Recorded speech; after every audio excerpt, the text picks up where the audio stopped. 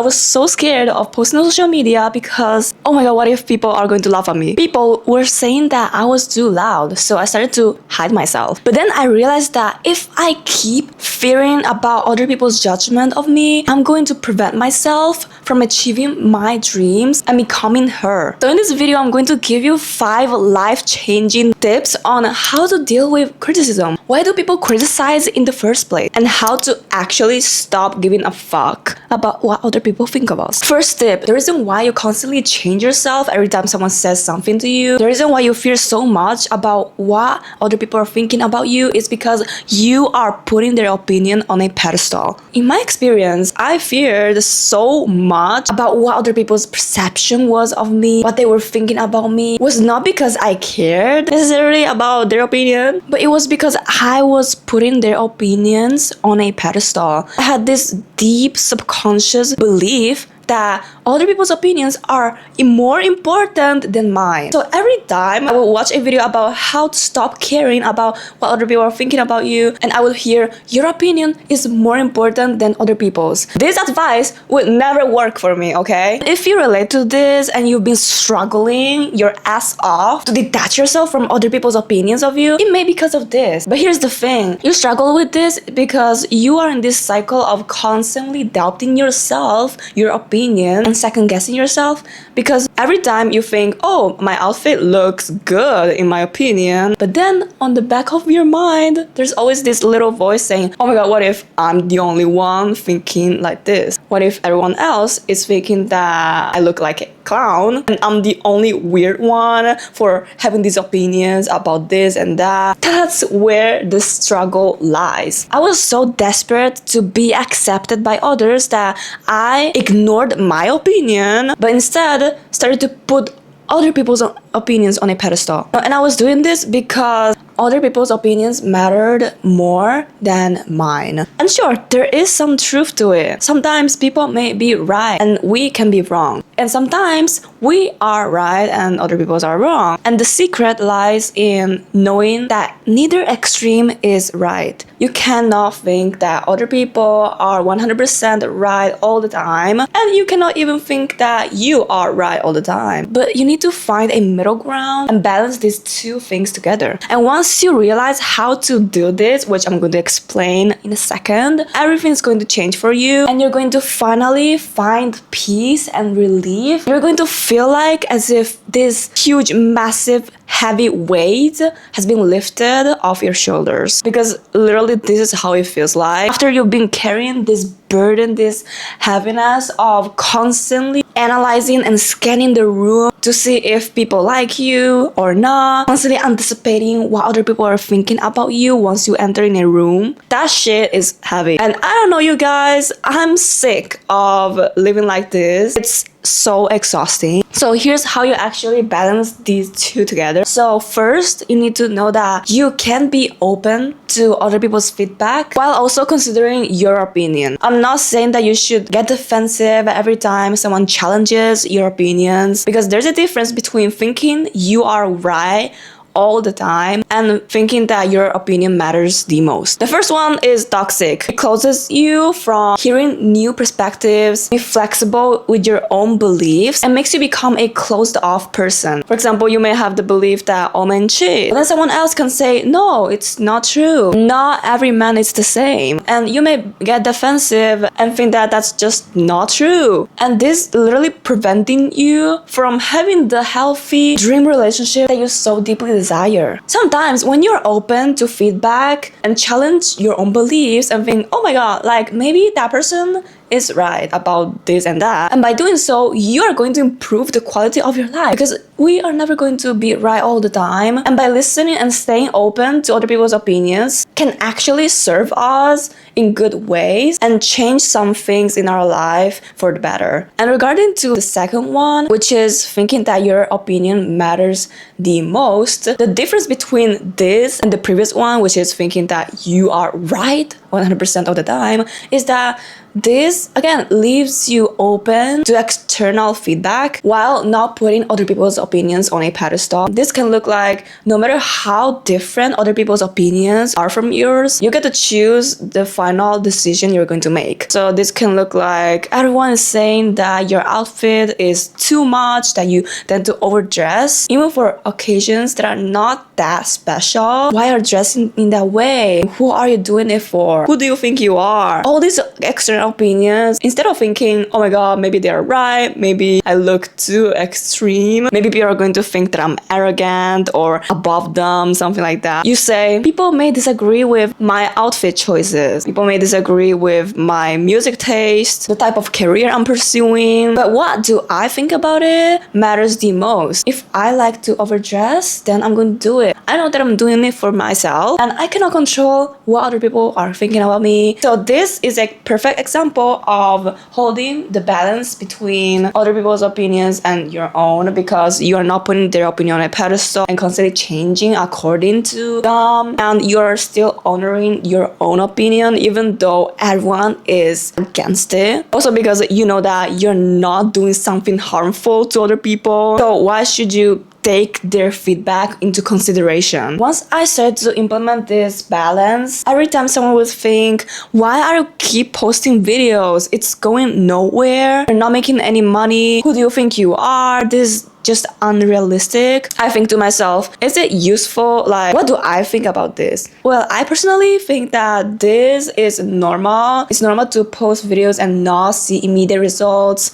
A lot of people go through this invisible period of growth, and it's part of the process. So why should I stop just because someone told me that this is unrealistic? Oh my god, this is a big one, which is something that I read from the book The Courage to be Disliked, which leads to tip number 2, which is the concept that you need to know the difference between what is your task and what is other people's task. I know it may sound a bit abstract, but here's the explanation. So this is based on the fact that there are things that are literally out of our control. We cannot control what other people are thinking about us, what they are doing to us, their actions, their beliefs, their decisions. It's literally out of our control. Those are their tasks. And you should not spend your entire life, your whole day, trying to control it, trying to manipulate it. Oh, I need to act in this way so that group of people are going to accept me. But I cannot scream and get excited too easily, because what if they think that I'm too much, which is something that people have been repeating for my entire life, which is the reason why I started to hide myself and becoming literally the shyest girl in middle school, where I would not talk to anyone. I had so much social anxiety. I literally didn't have the courage to say hi to my classmates and strike up a conversation. And it was all caused by the fact that I wanted a certain group of my classmates' approval so much. Like, they were not even my friends, and I wanted their approval so bad. They were constantly saying to me that I'm too much, too expressive, too loud. So my response as a teenager was to be quieter, hide myself, hide my personality, and express myself less. And it led me nowhere. I got accepted by people that I didn't want to become friends with in the first place. I made friends with people who liked me for the fake version of me, for the quieter, more people-pleasing version of myself. And once I started to stop giving a fuck and stop trying to manipulate and control other people's opinions of me, which is their task, and I started to focus on my tasks, which is what I do, how I react to my feelings, how I think, how I make decisions, how I learn from my mistakes, like those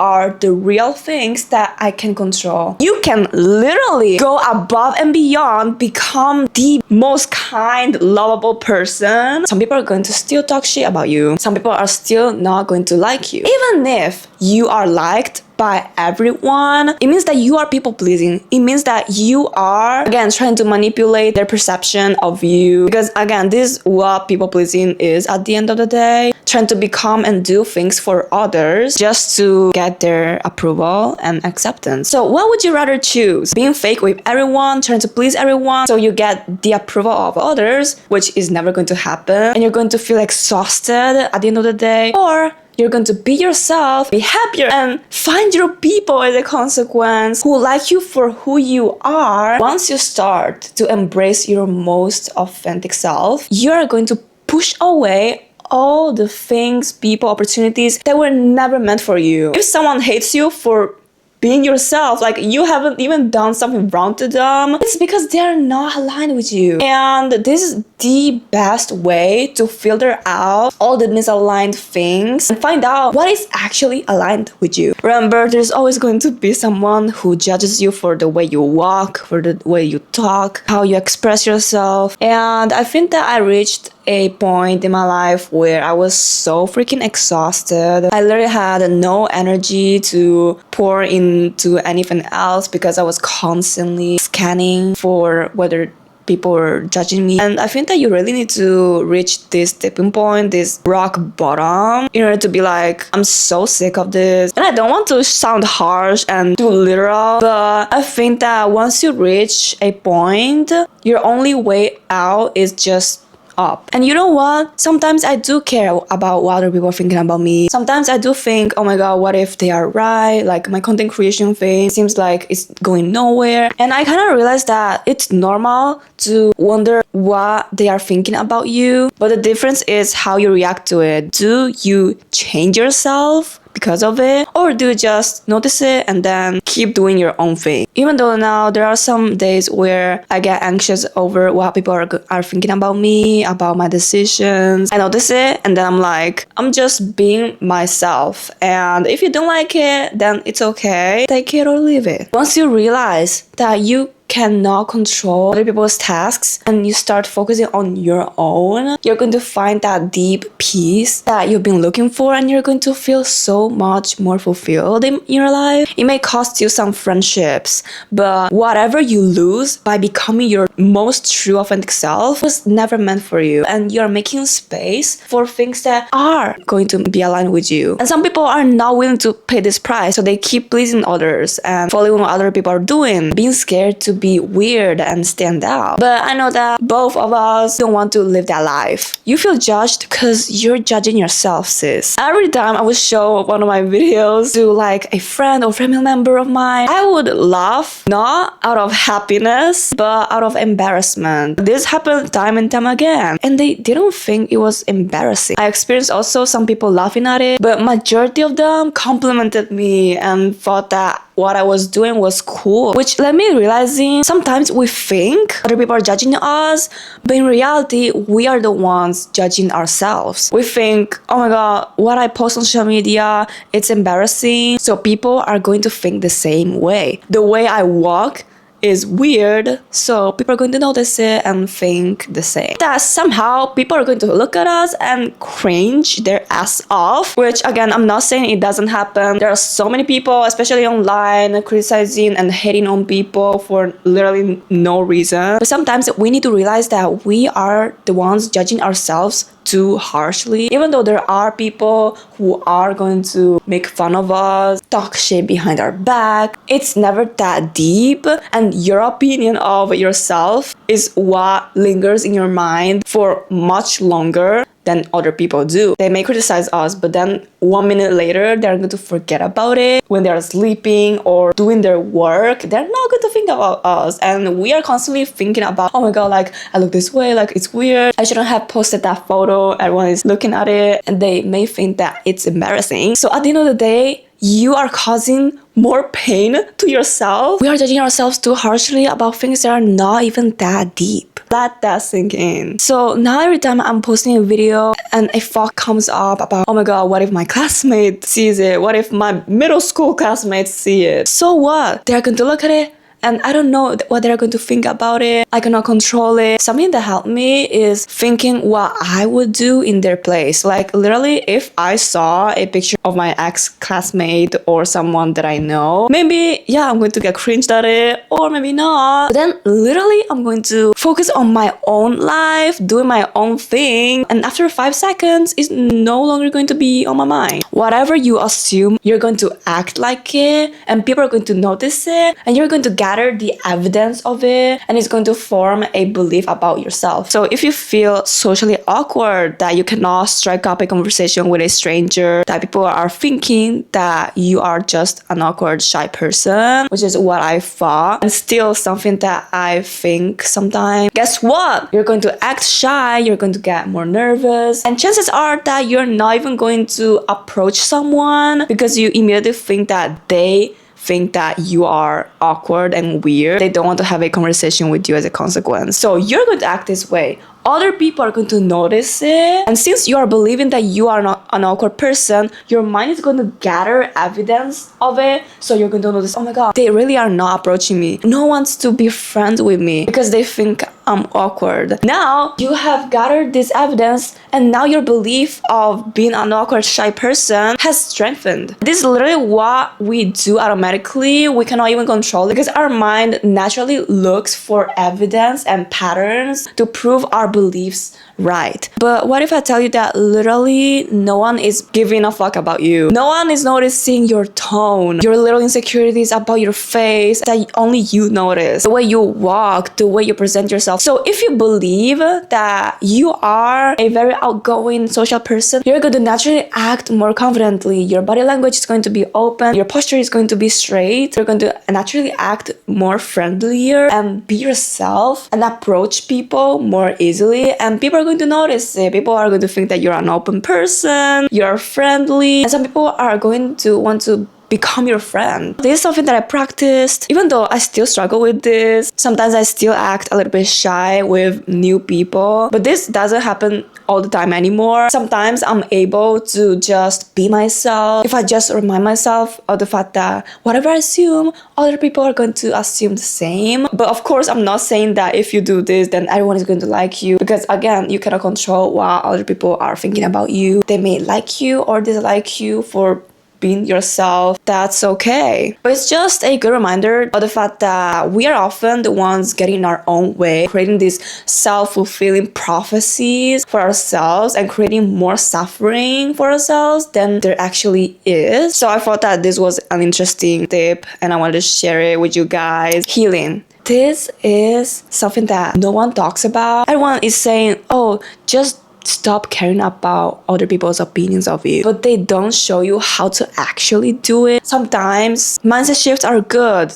Tips on how to become detached and stop caring too much are good, but the secret lies in the healing process. Sometimes we struggle so much with detaching from other people's perception of us because we have some sort of traumas that led us to have this worry about what other people are thinking about us. So grab a pen and paper, divide the paper in 2 sections. In the first section, you're going to write about the experience, the trauma that you relate to, that you recognize, that you've experienced. So this part is all about your current self, what you've been through. In the second column, you're going to write about all the things that your higher self, the healed version of you, is going to do instead. You know, how they are going to act, how they're going to walk. You're going to transform all your insecurities into your superpowers. So let's say you're insecure about posting videos on social media. Ask yourself, why are you afraid of that? Maybe you're going to say, oh, because my friends think that it's something cringe and I don't want to put myself out there because people are going to laugh at me. Then you ask yourself, why do you care so much about your friends saying that your videos are cringe? And then you're going to answer something like, because I want to be accepted by them. I don't want to look like a fool in front of them. And then you ask yourself, why don't you want to look like a fool to them? Because I'm afraid to lose them. If I express my true authentic passions and interest about content creation, and you're going to ask yourself, what is going to happen if you lose them? And you're going to realize nothing bad is going to happen. Nothing catastrophic is going to happen. You're going to be fine the same. Now you're going to begin feeling so confident because you're like, why did I even have this fear in the first place? It literally doesn't make any sense. I'm going to be fine if people see and laugh at my content or not. I'm still going to enjoy it. And if I lose people because of it, that's freaking fine. So that's what I want you to do. Continue to ask yourself these questions until you reach a root cause that makes you realize, what the Was I even thinking in the first place? Holy shit, I don't care anymore. Every time I did this, every time it makes me gather so much belief in myself. It helps me detach much more easily. And I know that it's easier said than done. I'm not saying that it's going to guarantee you to become a detached person, but it definitely helps. So in the other column, you're going to write about what your higher self is going to do. Maybe you're going to write about the fact that they still pursue their passions shamelessly, even though people are judging her. She's going to keep believing in herself, even though no one believes in her. She's still going to wear that damn outfit because she likes it. She's still going to go eat at restaurants alone, going to the cinema alone, doing these solo dates because she wants to cultivate her self-love and get to know herself and spend quality time with herself, even though it may look weird to other people. And you got this, we got this, we're in this together. Subscribe if you like this, and see you in the next one.